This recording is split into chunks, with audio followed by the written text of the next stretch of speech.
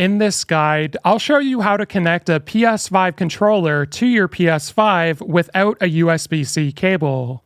Now there's three main ways you can do this. The first one being, if you happen to have a second controller, you can easily navigate to the settings and connect it. Now, if you don't have a second controller, a lot of newer TVs nowadays, your TV remote can actually work with your PS5.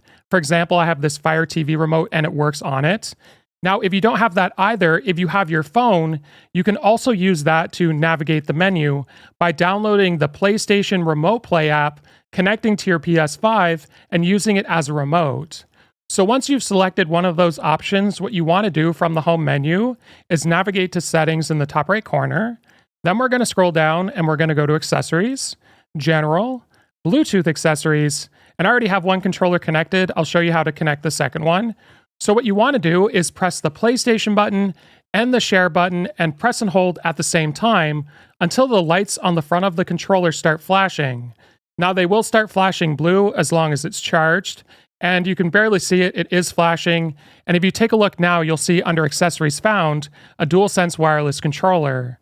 So I'm going to go ahead and select that and give it a few seconds. It'll ask if you want to pair it. I'm going to go to yes.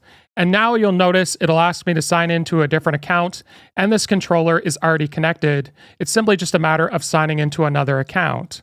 So I'm going to select this one, give it a couple seconds, and we now have this second controller connected.